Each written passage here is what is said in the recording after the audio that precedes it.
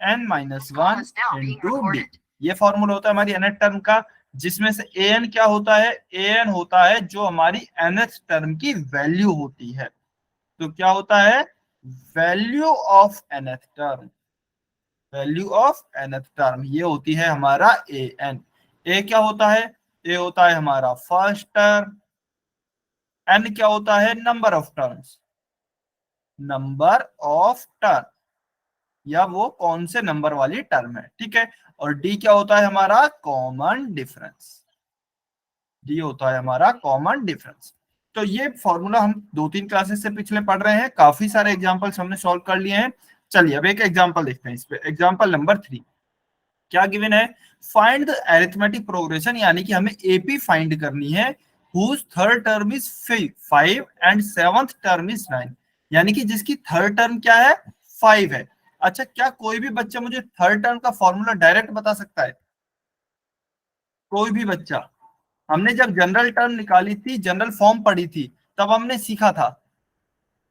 क्या कोई भी बच्चा थर्ड टर्म का, वेरी गुड। तो थर्ड टर्म का हमारा फॉर्मूला क्या होता है, a प्लस 2d। कैसे लिखते हैं किसी का भी फॉर्मूला, a प्लस तो आता ही है, फिर जो भी टर्म है उससे एक माइनस करके d लिख देते हैं। तो थर्ड का क्या हो गया, a प्लस 2d, और सेवन टर्म का क्या हो गया, a प्लस 6d। ठीक है, आप चाहे तो ऐसे लिख सकते हैं, या फिर अगर किसी बच्चे को डायरेक्ट नहीं आता है या फिर थोड़ा कंफ्यूजन है, तो आप डायरेक्ट an का फॉर्मूला लगा सकते हैं। क्या होगा, a plus N minus one into D.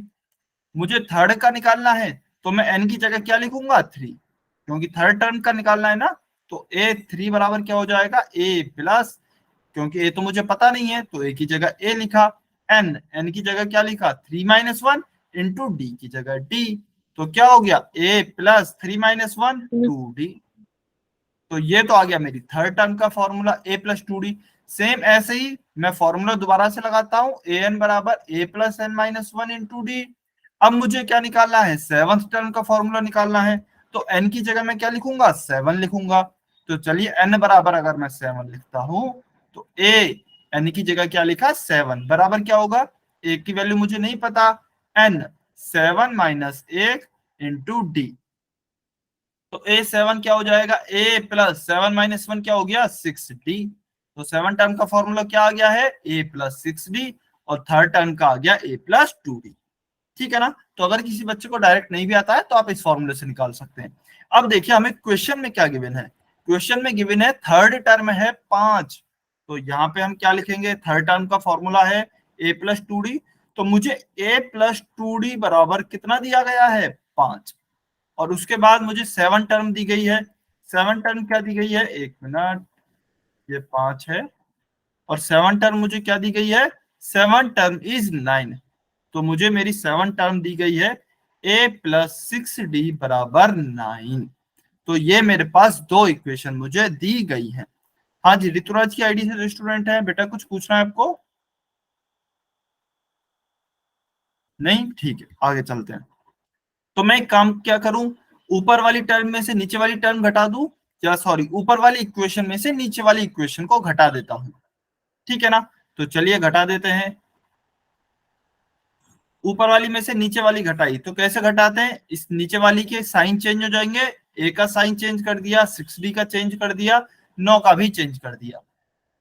तो a से a कैंसिल, 2d में से 6d को घटाएंगे तो कितना बचेगा, 2d माइनस 6d। तो क्या बचेगा, माइनस का 4d बराबर, 5 में से 9 को घटाएंगे तो कितना बचेगा, माइनस का 4। 5 माइनस 9 क्या हो जाएगा, माइनस का 4, और 2d माइनस 6d क्या हो जाएगा, माइनस का 4d। ठीक है, चलिए आगे चलते हैं। अब देखिए यहाँ पर क्या है, माइनस का 4, मैं d की वैल्यू निकालू सबसे पहले, तो d बराबर क्या हो जाएगा, इस -4 को मैं क्या करूंगा, इसको ट्रांसपोज कर दूंगा, दूसरी साइड ले जाऊंगा। तो -4 अपॉन -4, माइनस से माइनस कैंसिल, 4 से 4 कैंसिल, तो d बराबर क्या आ जाएगा, 1। d बराबर 1 मैं किसी भी इक्वेशन में रख सकता हूं, पहली वाली इक्वेशन में रख दूं इसमें। तो क्या गिवन है पहली वाली इक्वेशन में, a प्लस 2d बराबर 5, d की जगह मैं क्या रखूंगा, 1। तो a प्लस 2 इंटू डी की जगह 1 बराबर 5, तो ए प्लस 2 बराबर 5। ए बराबर क्या हो जाएगा 5 माइनस 2, इस 2 को मैं उधर ले गया तो ए बराबर आ गया 5 माइनस 2 3। ए बराबर क्या आ गया है 3 और डी बराबर क्या आ गया 1। अब हमें पता है कि हम एपी कैसे बनाते हैं, जनरल फॉर्म एपी की क्या होती है। तो जनरल फॉर्म जो हमारी एपी की होती है वो होती है ए प्लस डी, ए प्लस 2d, ए प्लस 3d, यानी कि ए में डी डी हम जोड़ते जाते हैं हर टर्म में। तो चलिए हम निकाल लेते हैं। ए बराबर क्या है 3, तो 3 लिखा पहले, फिर 3 में 1 जोड़ेंगे क्योंकि हमें अगली टर्म निकालनी है ना, तो उसमें हम कॉमन डिफरेंस यानी कि डी बराबर 1 को जोड़ेंगे, तो 3 प्लस 1 कॉमा 3 प्लस 2d यानी कि 2 गुणा 1, ए प्लस 3 गुणा 1, इस तरीके से हम आगे तक चलते जाएंगे। तो क्या हो जाएगी 3, 3 में 1 जोड़ा कॉमन डिफरेंस 4, 4 में 1 जोड़ा कॉमन डिफरेंस 5, 5 में 1 जोड़ा कॉमन डिफरेंस 6। तो ये हमारी एपी आ जाएगी। क्या आई एपी 3 4 5 6। ठीक है, इस तरीके से हमने एपी निकाल ली है। क्या सभी बच्चों को समझ में आया, क्लियर हुआ? हाँ जी, क्या सभी को समझ में आया बेटा? यस और नो करके बताइए। कुछ भी डाउट है, कुछ भी समझ में नहीं आया है तो नो लिखेंगे, सब कुछ समझ में आ गया क्लियर है तो यस लिखेंगे। सभी बच्चे आंसर करें, ईमानदारी से ऑनेस्टली आंसर करें। सबको समझ में आया कैसे निकालना है? तो बेसिकली हमें सबसे पहले दो इक्वेशन बनानी है। जैसे हमने यहाँ पर दो इक्वेशन बनाई है ना, ये हमारी ए और डी में दो इक्वेशन बन गई। एक तो यह वाली थी और एक यह वाली थी, तो ये दो हमारी इक्वेशन बन गई हैं। दो इक्वेशन है और दो ही वेरिएबल है। वेरिएबल कौन कौन से हैं, यानी कि जिनकी हमें वैल्यू निकालनी है ए और डी। तो हमने ए और डी की वैल्यू निकाल ली, और जब ए और डी की वैल्यू निकल जाती है तो हम एपी तो आराम से बना सकते हैं। पहले ए लिखेंगे, उसमें फिर डी डी कॉमन डिफरेंस को ऐड करते जाएंगे, अगली टर्म निकलती जाएगी। ठीक है, चलिए बहुत बढ़िया। एक मिनट, एक मिनट वेट करें।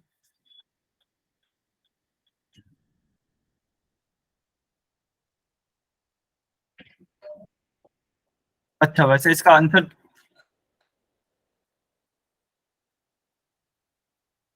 चलिए एक क्वेश्चन आप वैसे ही लिखेंगे, मैं यहाँ पे लिख देता हूँ। एक मिनट, शायद क्योंकि डायरेक्ट क्वेश्चन वाली इसमें स्लाइड नहीं है, डायरेक्ट आंसर ही आ रहा है।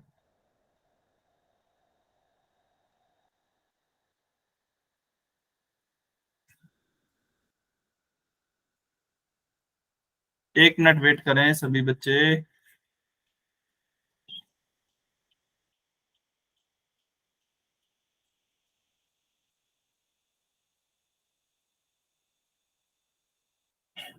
चलिए मैं क्वेश्चन को बोर्ड पे ही लिख रहा हूँ।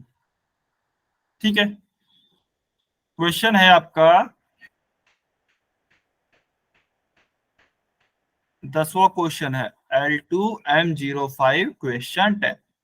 ये क्वेश्चन है और क्वेश्चन में क्या गिवन है, if third term of AP, if third term of AP is 5 and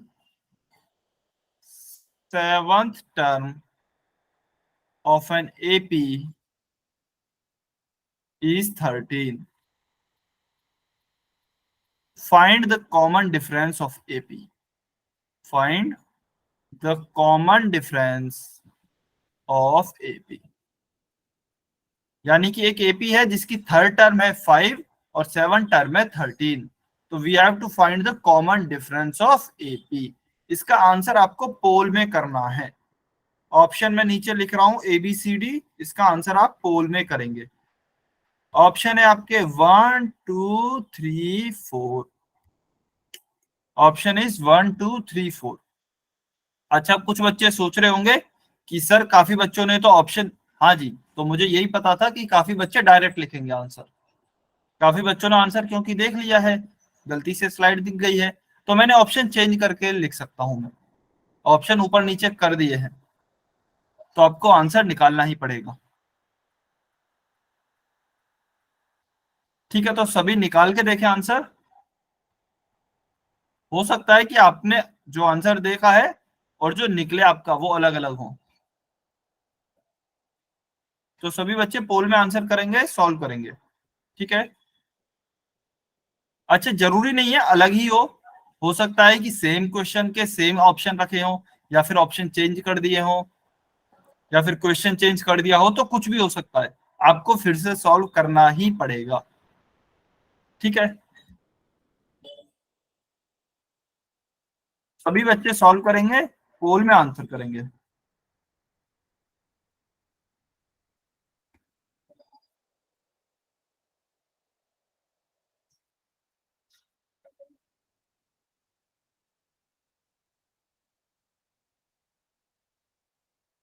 क्योंकि ज्यादातर बच्चों ने केवल आंसर देखा होगा कि आंसर क्या है, क्वेश्चन नहीं देखा होगा, तो क्वेश्चन भी तो चेंज हो ही सकता है।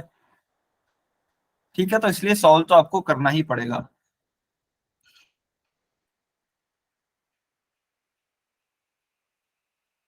थर्ड टर्म दी है 5 और सेवंथ टर्म दी है 13, यानी कि 13। चलिए सॉल्व कीजिए, पोल में आंसर कीजिए, और सभी बच्चों को सॉल्व करना है बेटा, है ना। जब तक आप सॉल्व नहीं करेंगे अच्छे से कॉन्सेप्ट नहीं आएगा।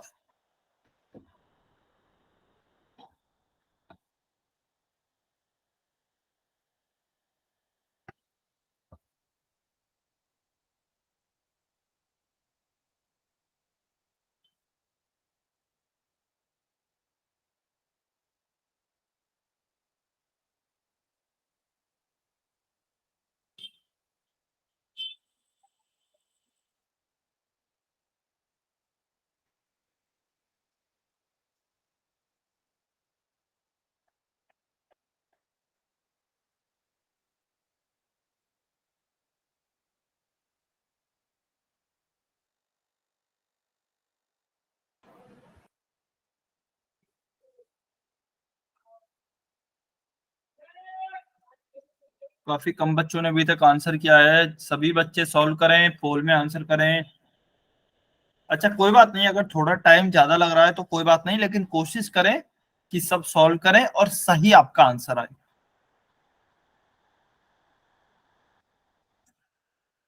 थर्ड टर्म है 5, सेवन टर्म है 13, यानी कि 13। We have to find the common difference of the 80।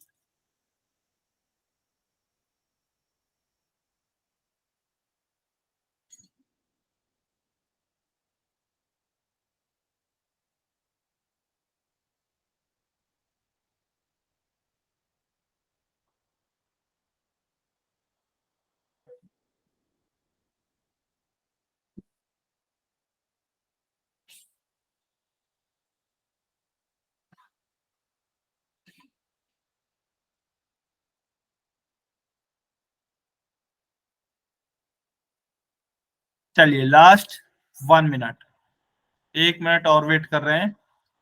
जिन भी बच्चों ने बेटा आंसर नहीं किया है आप आंसर करें।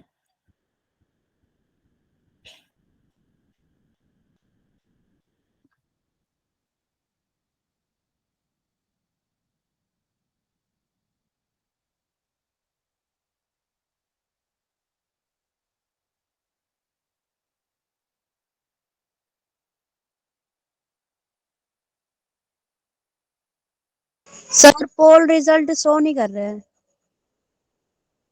अभी कर जाएंगे। चलिए last 15 second.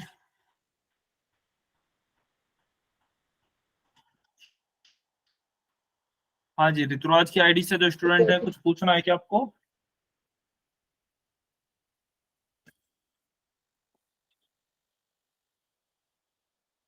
5, 4, 3, 2, 1, time.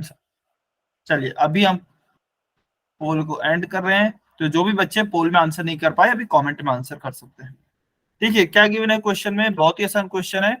Third term AP की है 5।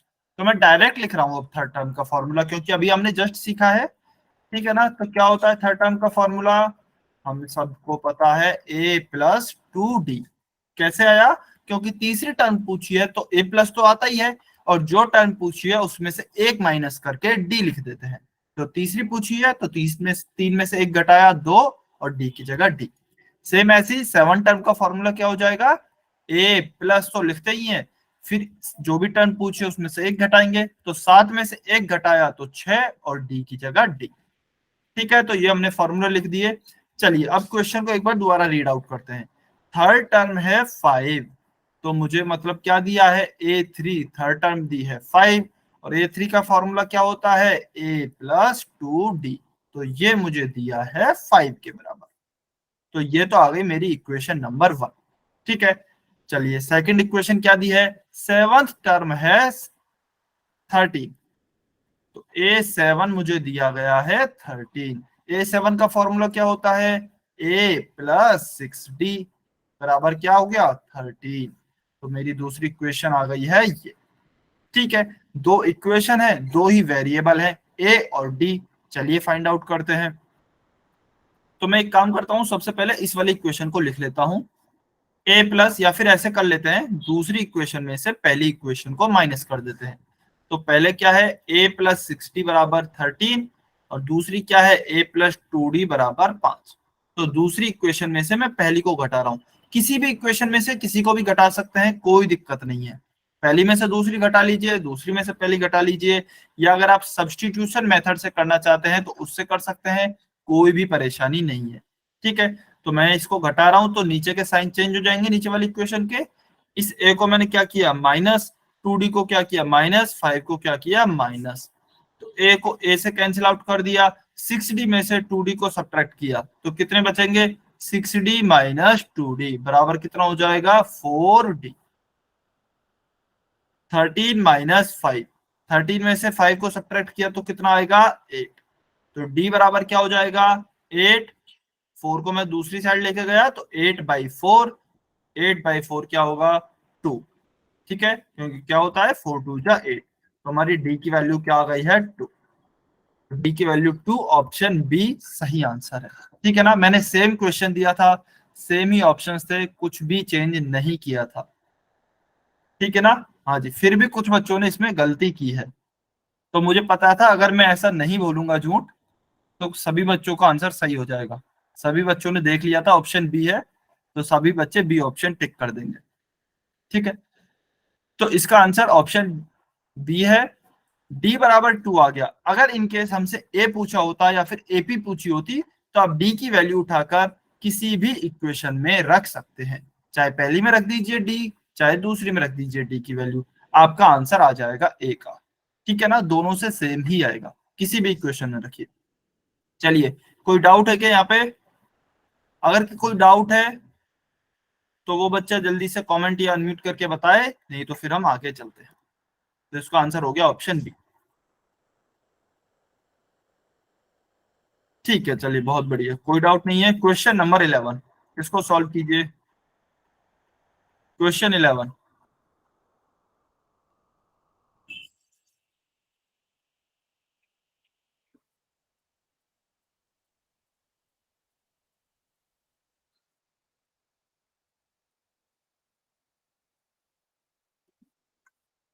क्या क्वेश्चन दिया है, 11 टर्म दी है 38, 16th टर्म दी है हमें 73। So we have to find the first term of an AP. ध्यान से कैलकुलेट करें।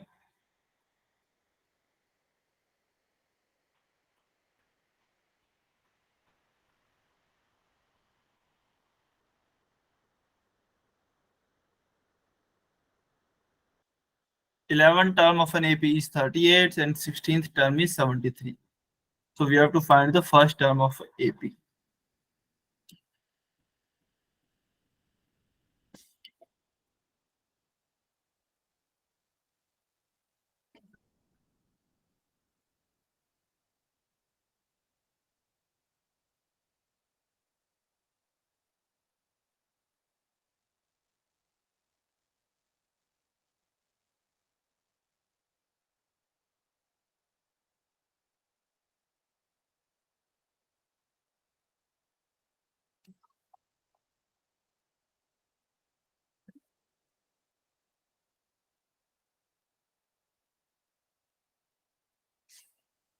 सभी बच्चे सॉल्व करें।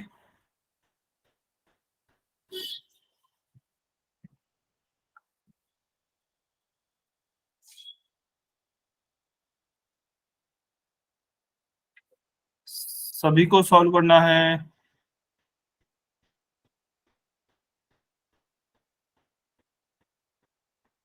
ध्यान से सॉल्व करें। अच्छा, जल्दबाजी के चक्कर में बेटा क्वेश्चन गलत नहीं करें, है ना, कैलकुलेशन को बहुत ही ध्यान से सॉल्व करें।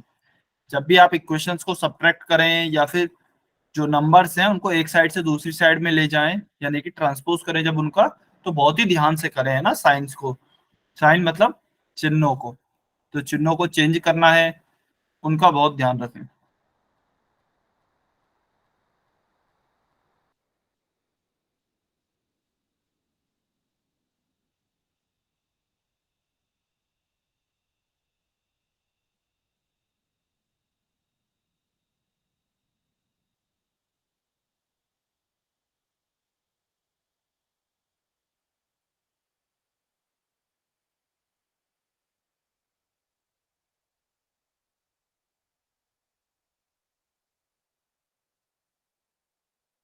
अभी दिख जाएगा।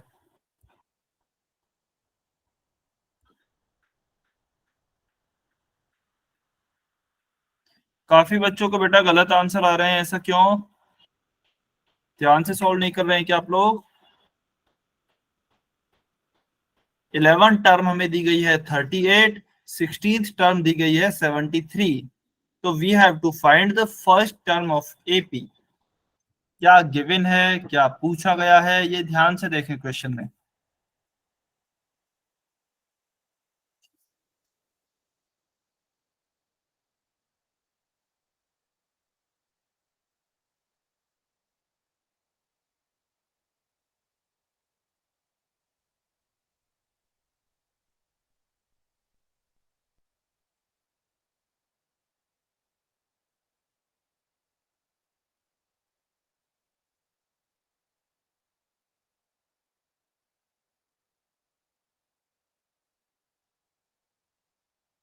सभी बच्चे सॉल्व करें बेटा, सॉल्व सभी को करना है।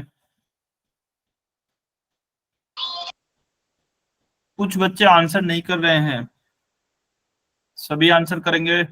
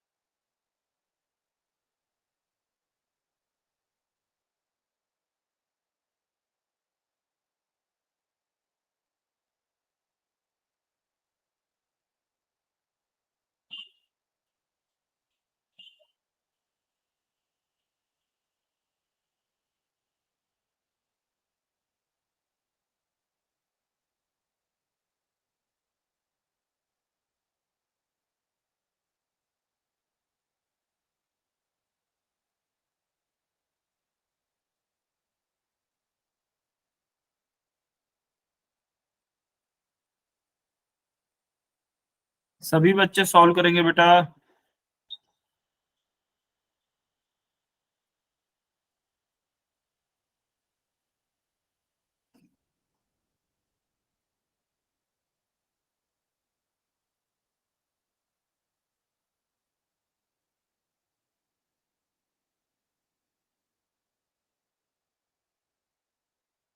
चलिए लास्ट 20 सेकेंड। बाकी के बच्चे भी सॉल्व करें, लगभग फिक्स बच्चे हैं, उतने ही बच्चे सॉल्व कर रहे हैं। 10 बच्चे सॉल्व ही नहीं कर रहे हैं शायद।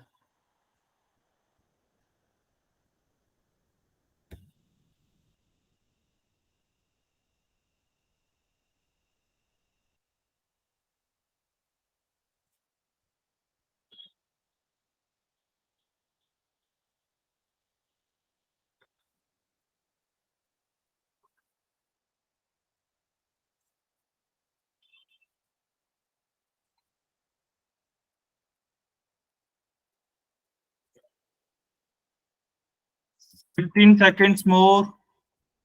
सभी बच्चों को बेटा सॉल्व करना है, कुछ बच्चे सॉल्व क्यों नहीं कर रहे हैं?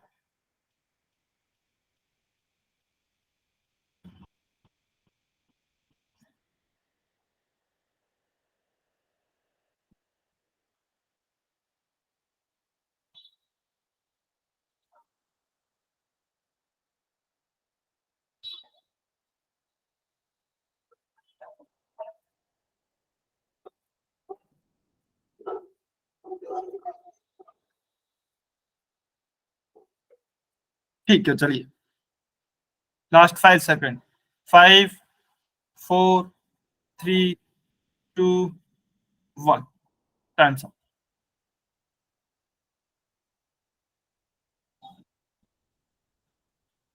देखिए क्या गिवन है। अच्छा चलिए मुझे ये बताइए किस किस बच्चे ने क्या क्या आंसर किया है, एक बारी कमेंट में करके बताएंगे। जिसने ए किया है वो ए लिखें, जिसने बी किया है वो बी लिखें, जिसने सी किया है वो सी लिखें, जिसने डी किया है वो डी लिखें।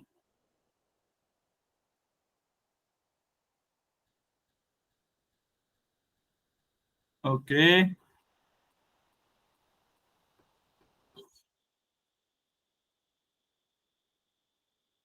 ठीक है। अच्छा चलो, जिस जिस बच्चे से मैं जो जो चीजें पूछूंगा ना, आप ऑनेस्टली ईमानदारी से आपको अनम्यूट करके बतानी है।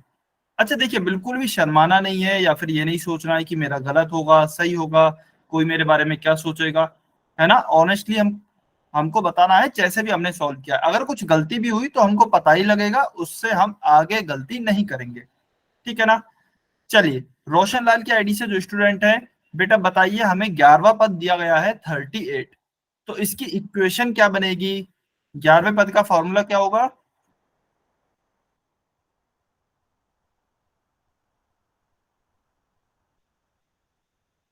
11वें पद का फॉर्मूला क्या होगा। A plus 10D is equal to 38. ठीक है, very good. A plus 10D is equals to 38। चलिए इसके बाद सुषमा कुमारी की आईडी से जो स्टूडेंट है, आप बताइए 16वां पद हमें, या फिर 16th टर्म हमें दी गई है 73। तो चलिए इसका बताइए फॉर्मूला क्या बनेगा, इक्वेशन। अच्छा आप म्यूट कर लीजिए बेटा, रोशनलाल की आईडी से स्टूडेंट है। हाँ जी, सुषमा कुमारी की आईडी से जो स्टूडेंट है, बताइए बेटा 16 टर्म है 73, तो इसका इक्वेशन क्या बनेगा।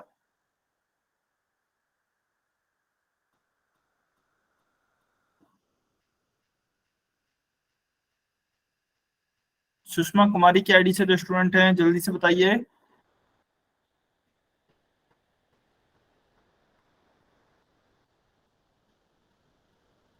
नहीं बताएंगे, ओके। अनुपम कुमार की आईडी से जो स्टूडेंट है, आप बताएंगे बेटा। Hello sir, a plus 15D is equal to 73. Very good. तो ये हमारी इक्वेशन 1 हो गई, ये हमारी इक्वेशन 2 हो गई। क्यों बना 11 का, तो देखिए हमने a प्लस तो आता ही है, 11 में से एक घटाया 10D, और 38 दिया गया है तो 38 हो गया। ऐसे ही सेम 16th में क्या दिया गया है, a प्लस, और 16 में से एक घटाएंगे तो 15D बराबर क्या दिया गया है हमें 73। ठीक है, तो ये दोनों इक्वेशन आ गई।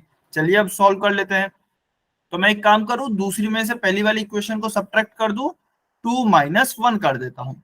तो 2 क्या है, a प्लस 15D बराबर 73, और इसमें से मैं किसको सब्ट्रैक्ट करूंगा, a प्लस 10D बराबर 38। सब्ट्रैक्ट करेंगे तो नीचे वाली इक्वेशन के साइन में बदल देता हूं, ठीक है ना। चलिए a में से एक कैंसिल, ठीक है।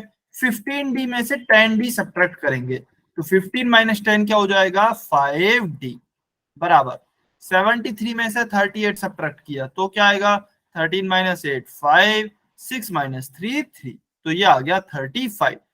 तो D बराबर क्या हो जाएगा 35 डिवाइडेड बाई 5, तो D बराबर आ गया मेरा 5 7 जा 35, तो D बराबर आ गया 7। अनुपम कुमार की आईडी से जो स्टूडेंट है, बेटा क्या D बराबर आपका भी 7 आया क्या।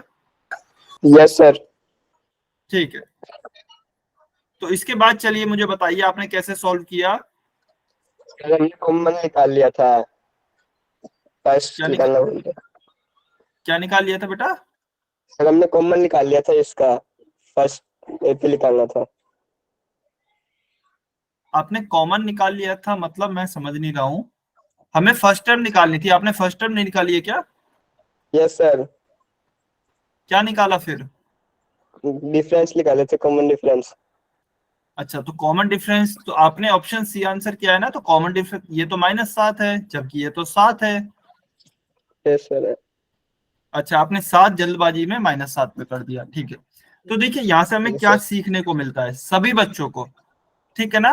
दो चीजें सीखने को मिलती हैं। सबसे पहले तो क्वेश्चन को बहुत ध्यान से पढ़ना जरूरी है, इसलिए मैं बार बार कहता हूं कि सबसे पहले आप ये देखिए आपको क्या गिवन है अच्छे से, दूसरी चीज क्या पूछा गया है, ये हमें क्या निकालना है ये अच्छे से देखना है। क्वेश्चन को बहुत अच्छे से रीड आउट करें, एक बार समझ नहीं आ रहा है तो दूसरी बार रीड आउट करें, ठीक है।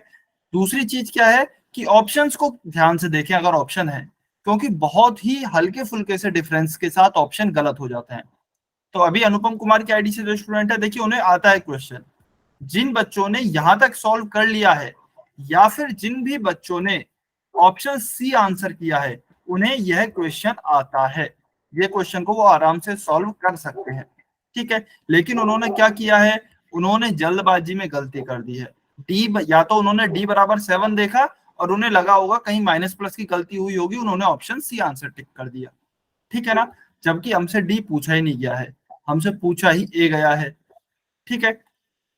तो चलिए डी के बाद ए निकालेंगे कैसे, डी की वैल्यू हम इन दोनों इक्वेशन में, ये जो दोनों इक्वेशन है इनमें से किसी में भी रख दे। तो चलिए रख देते हैं, मैं पहली वाली में रख देता हूं, सॉरी ये दूसरी वाली थी हमारी, ए प्लस 15 डी वाली दूसरी वाली थी, कोई बात नहीं इसमें रख देते हैं।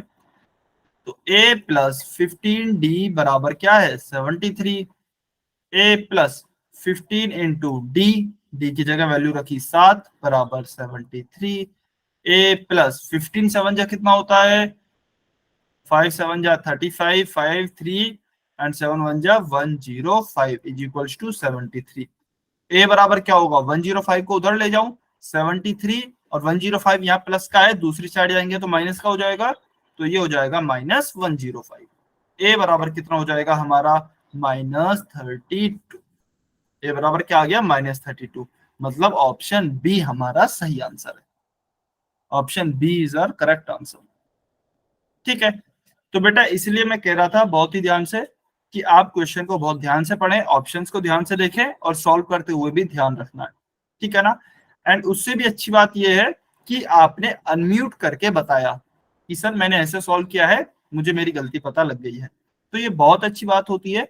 जब तक आप अनम्यूट करके बताएंगे नहीं या फिर ये नहीं बताएंगे कि आपने कैसे सॉल्व किया है, तब तक ना तो मुझे पता लगेगा कि आप कहां पर गलती कर रहे हैं, ना ही आपको खुद को पता लगेगा, ठीक है ना। कई बार आपको भी पता नहीं लग पाता है कि हमने यहाँ पर गलती, जब आप अनम्यूट करके बताएंगे हम डिस्कस करेंगे तो वो कॉन्सेप्ट बहुत अच्छे से आपको समझ में आएगा, ठीक है। तो इसलिए जिस भी बच्चे का नाम लिया जाए बिना शर्माए हुए बिना झिझके हुए आपको अनम्यूट करना है और बताना है, ठीक है ना।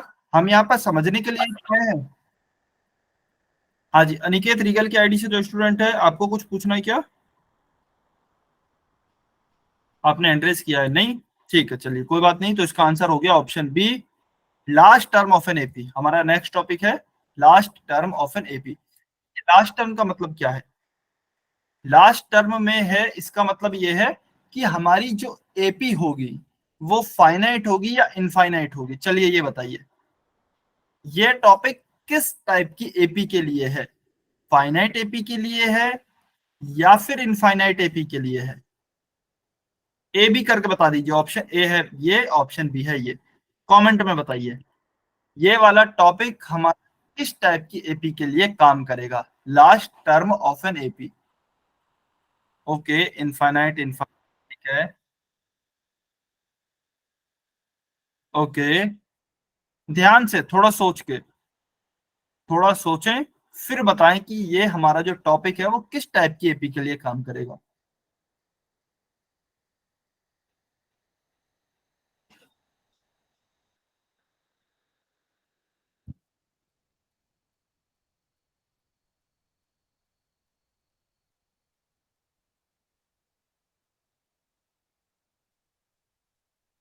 ओके चलिए 10 सेकंड और दे रहे हैं, 10 सेकंड और है आपके पास।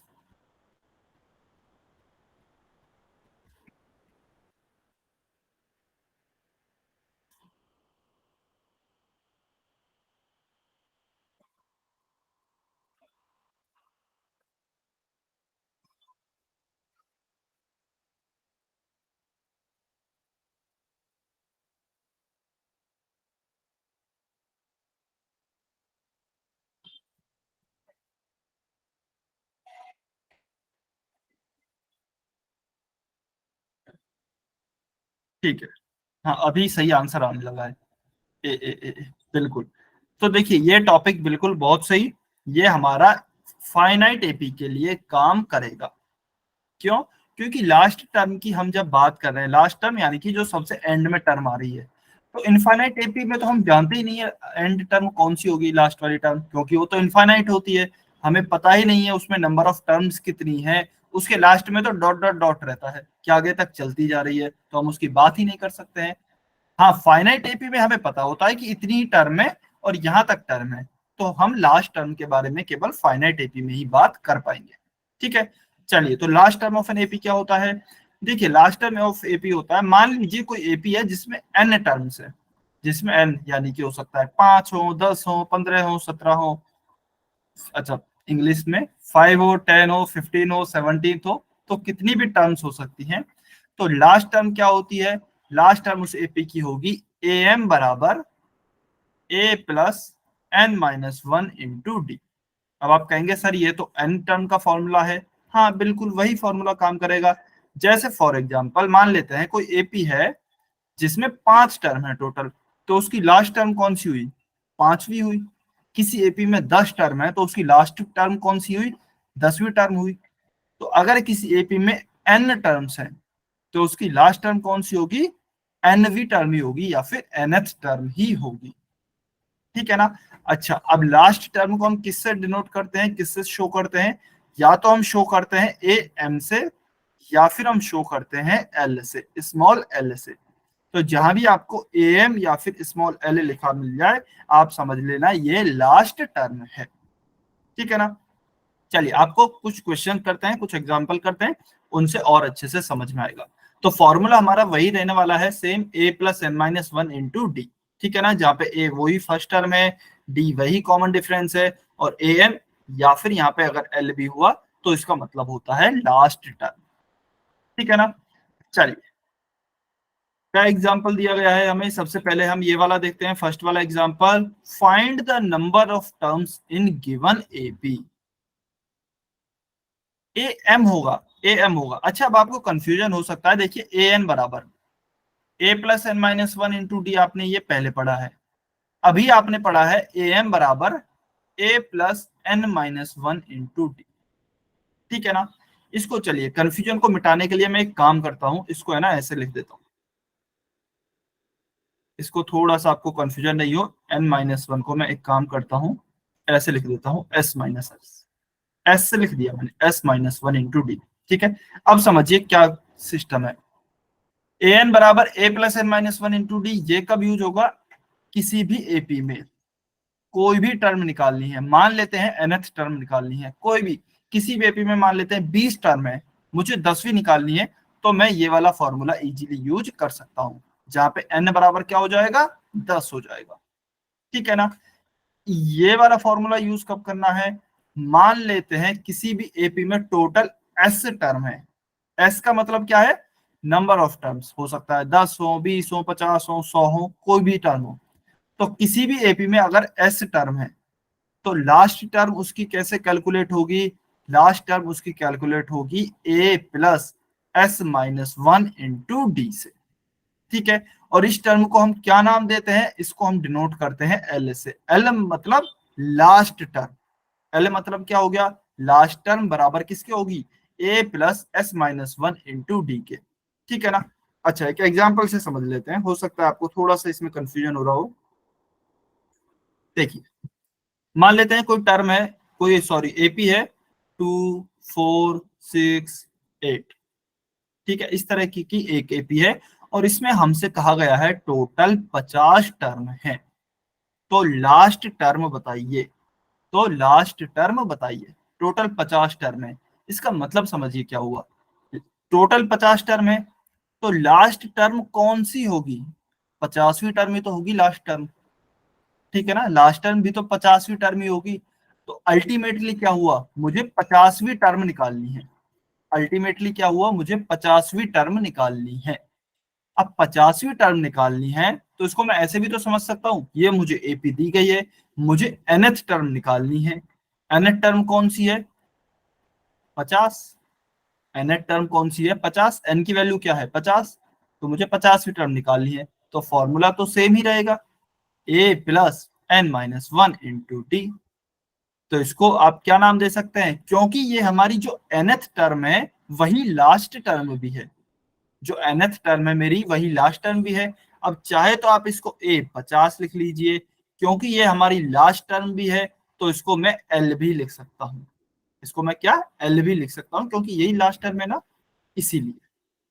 अभी क्लियर हुआ क्या? इसके बाद फॉर्मूला लगा के आप आंसर निकाल सकते हैं।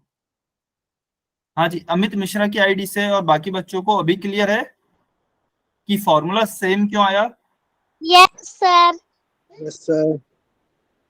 ठीक, ठीक है, डाउट नहीं रखना है ना कहीं पे भी।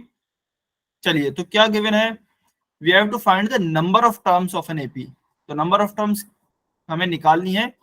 तो पहला हमें दिया गया है एग्जांपल 7, 13, 19 डॉट डॉट डॉट, इसके बाद लास्ट में हमें दिया गया है 205। इसका मतलब 205 हमारी लास्ट टर्म है, क्योंकि उसके बाद ना तो कहीं डॉट डॉट लगे हुए हैं, ना ही कोई और टर्म दी गई है। तो क्या है हमारा 205 इज लास्ट टर्म। तो मुझे ए एम या फिर एल की वैल्यू दी गई है 205। ठीक है, ए क्या दिया गया है, ए मुझे दिया गया है 7, डी कितना हो जाएगा, 13 में से 7 सब्ट्रैक्ट करो तो कितना हो जाएगा 6, 13 माइनस 7 इज इक्वल टू 6।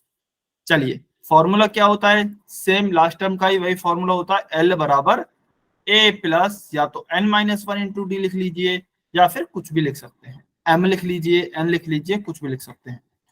तो एल की वैल्यू क्या दी गई है 205 बराबर ए 7 प्लस कौन सी नंबर की टर्म है ये तो हमें निकालनी है, ये 205 जो है वो कौन से नंबर की टर्म है ये हमें निकालनी है, ठीक है ना, इंटू डी। तो देखिए 7 में से मैं यहाँ पे ले आऊं 7 को उठा के इधर ले आया, तो 205 माइनस 7 बराबर n माइनस वन। अच्छा, डी की जगह मैंने वैल्यू नहीं लिखी है, एक मिनट, डी की जगह लिख देता हूं मैं 6, तो इंटू 6। तो 205 माइनस 7 क्या हो जाएगा 198 बराबर n माइनस वन इंटू 6। फिर इस 6 को भी इधर लाएंगे तो ये डिवीजन में जाएगा, क्योंकि उधर ये मल्टीप्लीकेशन में है। तो 198 डिवाइडेड बाई 6 बराबर हो जाएगा n minus one. 198 divided by 6 करेंगे तो क्या आएगा, 6 3 जार 18 एंड 6 3 जार 18, 33 बराबर n माइनस वन। फिर इस माइनस वन को इधर लाएंगे तो ये क्या हो जाएगा, प्लस का 1 बराबर n। तो n बराबर कितना आ गया 34। तो ये मेरी कौन सी टर्म है, जो 205 है, ये 205, ये मेरी 34th टर्म है। और मुझसे क्या पूछा है, मुझसे पूछा है कि नंबर ऑफ टर्म कितनी है।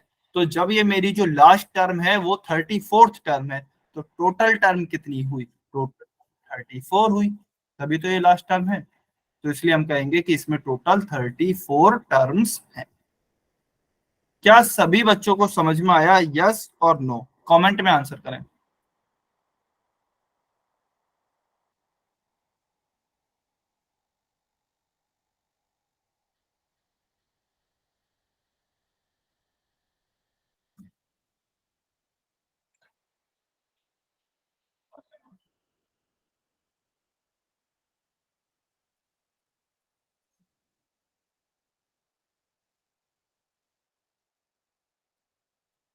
सभी बच्चे कमेंट में आंसर करें, क्या समझ में आया या फिर नहीं आया?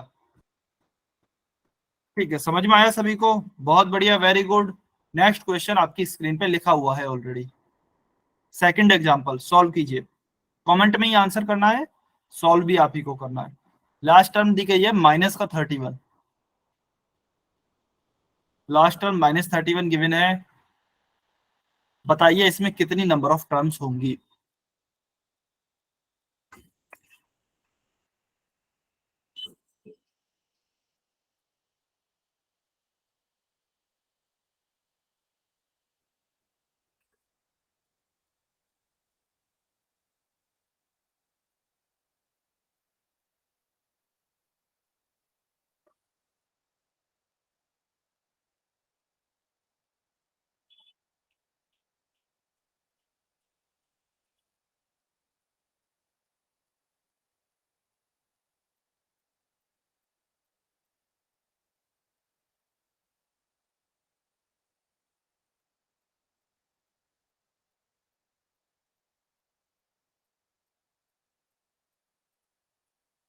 सभी बच्चे सॉल्व करेंगे?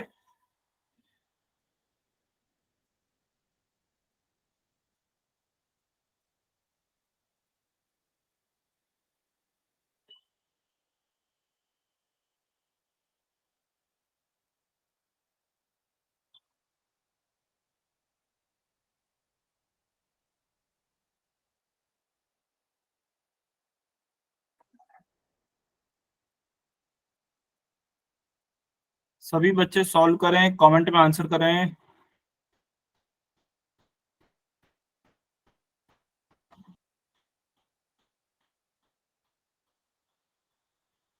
थर्टीन टर्म, ओके 14 13, ठीक है देख लेते हैं। ठीक है चलिए चेक करते हैं कौन सी टर्म है। ठीक है, इसको मैं इरेज कर रहा हूं। यहाँ पे क्या गिवन है? हमें गिवन है a बराबर 5, d कितना हो जाएगा? d हो जाएगा 2 में से 5 को सब्ट्रैक्ट करेंगे तो 2 माइनस 5 कितना हो जाएगा? माइनस का 3। और l लास्ट टर्म क्या है? माइनस का 31। l बराबर क्या होता है? a plus n minus 1 into D. तो चलिए वैल्यू रखते हैं। l लास्ट टर्म मुझे दी गई है -31 बराबर a 5 प्लस n की वैल्यू निकालनी है इंटू डी। डी क्या है? माइनस का 3। -31, 5 को मैं इधर लाऊंगा तो माइनस का हो जाएगा क्योंकि अभी उधर प्लस का 5 है। अच्छा कोई बात नहीं, मिस्टेक हो गई तो बेटा अभी ध्यान देंगे। -5 बराबर n माइनस 1 इंटू माइनस का 3। -31 -5 कितना हो जाएगा? दोनों माइनस माइनस की हैं, सेम साइन है दोनों के तो ऐड हो जाएंगी। तो 31 एंड 5 कितना हो जाएगा? 36, लेकिन किसका? माइनस का, क्योंकि दोनों के साइन माइनस के हैं। Is equals to n minus 1 into minus का 3। ठीक है, अब एक काम करूं, -3 को भी इधर ले आऊं। -3 इधर मल्टीप्लीकेशन में है, इधर की साइड लाएंगे दूसरी साइड तो डिवीजन में आ जाएगा। तो -36 डिवाइडेड बाई -3 बराबर इधर क्या बच जाएगा? n minus 1। यहाँ पे माइनस से माइनस कैंसिल और 3 का डिवीजन करेंगे 36 में तो कितना होगा? 3 1 जा 3, 3 1 जा 3, 3 2 जा 6। तो 12 इज इक्वल्स टू क्या हो गया? n minus 1। -1 को फिर इधर लेके जाइए तो क्या हो जाएगा? 12 प्लस 1 बराबर n बराबर हो जाएगा 12 प्लस 1 13। तो टोटल कितनी टर्म्स हैं? टोटल हमारी इसमें 13 टर्म हो गई है। टोटल 13 टर्म है। ठीक है, एंड ये -31 कौन सी होगी? 13th टर्म होगी क्योंकि ये लास्ट टर्म है। तो this will be our 13th term. ठीक है ना? चलिए एक क्वेश्चन और करेंगे। Check whether 301 is any term of the AP. देखिए कैसे सब करेंगे। हमें बताना है क्या इस एपी में, अच्छा ये है ना थोड़ी सी गलत लिखी हुई है, एपी ऐसे नहीं है ये, इसके आगे डॉट डॉट डॉट भी लगने चाहिए थे क्योंकि अभी तो ऐसा लग रहा है ये 23 पे ही खत्म हो रही है एपी, लेकिन एक्चुअल में 23 पे खत्म नहीं होगी। ठीक है ना, आगे भी चलनी चाहिए क्योंकि तभी तो हम बात कर सकते हैं कि 301 जो है इसमें कोई एपी होगी भी या नहीं। ठीक है ना, तो हम चेक करेंगे क्या 301 इसकी कोई भी टर्म है या फिर नहीं है। अच्छा कोई भी बच्चा बता सकता है कैसे सॉल्व करेंगे इसको अनम्यूट करके? कोई भी बच्चा? अच्छा चाहे गलत बताइए चाहे सही, किसी को मन कर रहा हो बताने का कि सर हाँ मैं बताता हूँ। 301 लिखेंगे ओके, फिर और फिर उसके बाद फिर सर A5 दे रखा है, फिर D निकाल लेंगे, फिर वैल्यू पुट कर देंगे सारी, फिर N निकालना है हमको। ओके, हाँ सर ऐसे ही होगा। फिर N टर्म निकालनी है इसकी। पहली टर्म कौन सी टर्म निकालेंगे? N ठीक है, ठीक है, ठीक है। देखिए अच्छा मैं देखता हूं कि मुझे कोई टर्म दी गई है इसकी 301, तो मैं देखता हूं इसका कौन सा नंबर है। अगर ये इस एपी में होगी तो इसका कोई ना कोई तो नंबर होगा, यानी कि 50वीं टर्म होगी, 70वीं टर्म होगी या फिर 10th टर्म होगी। कौन सी टर्म होगी ये? ठीक है ना, तो मैं क्या करता हूं, मुझे एक फॉर्मूला पता है ए एन बराबर a plus N minus 1 into d. अच्छा यहाँ पर लास्ट टर्म की कहीं बात नहीं हुई है कि ये लास्ट टर्म है फर्स्ट टर्म है, कौन सी, ऐसी कोई बात नहीं हुई है। तो मैं मेरा जनरल फॉर्मूला लगा रहा हूं an बराबर a plus N minus one into D. मैंने तो मान लिया कि ये कोई nth टर्म है, कोई भी टर्म है इस एपी में, तो मैं तो फॉर्मूला लगा रहा हूं जहां पे मुझे an की वैल्यू क्या हो जाएगी 301, क्योंकि मुझे पता है कि 301 कोई मेरी वैल्यू है, लेकिन हाँ n की वैल्यू नहीं पता, मुझे ये नहीं पता कि ये कौन से नंबर की टर्म है, ठीक है ना। तो an बराबर क्या हो जाएगा मेरा 301 बराबर a की वैल्यू क्या होगी 5 प्लस n, n क्या होगा, n तो निकालना है, n minus one into D, D क्या होगा 11 माइनस 5, तो क्या होगा 6, ठीक है। अब देखते हैं 5 को मैं इधर लेके आता हूं, 301 माइनस 5 बराबर n माइनस वन इंटू 6, 301 में से 5 सब्ट्रैक्ट किया तो कितना आया 296 बराबर n माइनस वन इंटू 6, फिर 6 को इधर लाएंगे तो डिवाइड करेंगे, चलिए डिवाइड करते हैं, तो 296 डिवाइडेड बाई 6 बराबर n माइनस वन, तो 296 डिवाइडेड बाई 6 क्या हो जाएगा, 6 से डिवीजन करें, 6 5 जा 30, 6 4 जा 24, 5 6 9 जा 46 बराबर n माइनस वन, ठीक है। माइनस वन को फिर इधर लाएंगे तो 49 प्लस 1 बराबर n, n बराबर हो जाएगा 50, ठीक है, n बराबर क्या हो जाएगा 50।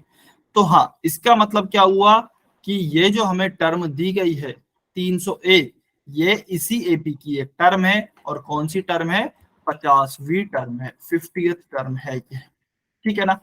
अब देखिए कैसे पता लगा कि ये टर्म है, क्योंकि हमारा n बराबर 50 आ गया, या फिर मैं और अच्छे से कहूं तो n बराबर हमारी एक होल नंबर आ गया। होल नंबर चाहे इसमें 10 आता 20 आता 15 आता कुछ भी आता, होल नंबर आ जाता है तो वो एक टर्म है। अब मान लेते हैं n होल नंबर नहीं आता, ठीक है ना, n मेरा आ जाता मान लेते हैं 46.3, तो क्या ये कोई भी टर्म होगी 46.3, या तो 46 टर्म होगी या फिर 47th टर्म होगी, ठीक है ना, 46.3th टर्म तो कोई भी नहीं होगी, तो इसका मतलब हम कह देते कि नहीं ये कोई भी टर्म नहीं है, ठीक है ना। या फिर हमारी टर्म नेगेटिव में आ जाती, n बराबर माइनस का 3 आ जाता, तो भी हम मना कर देते, क्योंकि माइनस में कोई भी टर्म कैसे हो सकती है, ठीक है ना। टर्म पहली होगी, दूसरी होगी, 10वीं होगी, 50वीं होगी, एक होल नंबर ही तो होगा टर्म का, कोई भी डिजिट में नहीं, पॉइंट में नहीं हो सकती टर्म हमारी, या कोई भी टर्म का जो नंबर है वो हमारा माइनस में नहीं हो सकता। तो अगर माइनस में आ जाए, पॉइंट में आ जाए, तो हम मना कर देंगे कि ऐसी कोई भी टर्म नहीं है एपी की। लेकिन ये होल नंबर आया है तो हम बोल सकते हैं हाँ ये एपी की टर्म है और 50वीं टर्म है। क्या सभी बच्चों को क्लियर हुआ, समझ में आया अच्छे से?